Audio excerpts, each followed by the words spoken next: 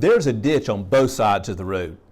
Studies have shown that many young or inexperienced drivers run off the road, and instead of correcting properly, they make corrections that they should not make, and they wind up missing this ditch but running into the other ditch, often turning over the vehicle and having a really terrible accident. When you think about that as a leader, have you ever really thought of how we make those kind of same mistakes or understand things in a way that are not accurate or not right?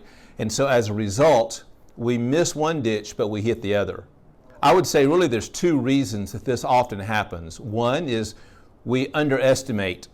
In other words, we run off the road, if you will. We make a decision that is not really a catastrophic decision, but it's not a good decision. But we want to act as though everything's okay.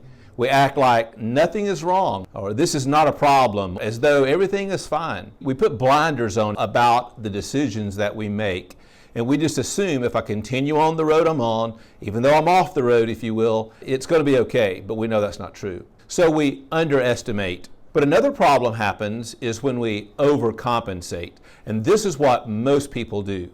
What is found in the same studies about young drivers is when they run off of the road, instead of just slowing down and waiting till it's safe to get back up on the road again, instead they overcompensate. When they do that, they run all the way across every other lane and roll the vehicle or run off and wreck in the other ditch. We overcompensate as leaders. We assume that everything we're doing is wrong. Every decision we make is not right. Or we make knee-jerk reactions. Oftentimes, our reaction causes more damage than our action does.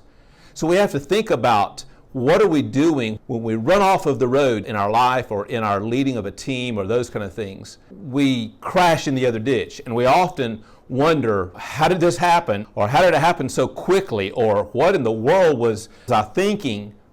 Thought I thought through these things. But really what we've done is we've overcompensated, and by doing that, we've reacted to a problem that could have been corrected and corrected well. So what should we do?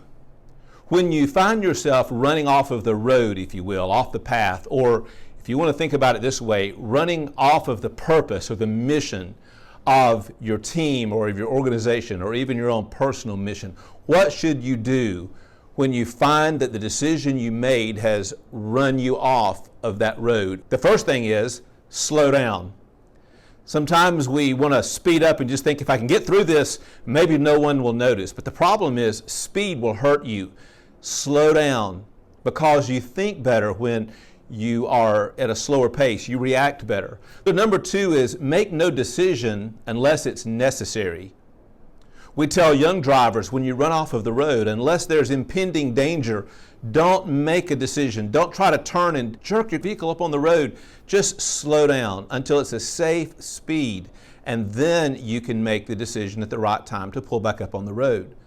In your life, don't make a decision until it's necessary. And then the third thing is consider making a change after you've thought through it. In other words, just because you slowed down and now you've decided not to make a decision, one does need to be made, but you need to think about it, and there will need to be change taking place, but you need to make that change once you understand the consequences and can do it safely. So I would encourage you to remember, when you're making decisions, when you are looking at life in general or leading a team, there's a ditch on both sides of the road, and your reaction can often cause more damage than the action.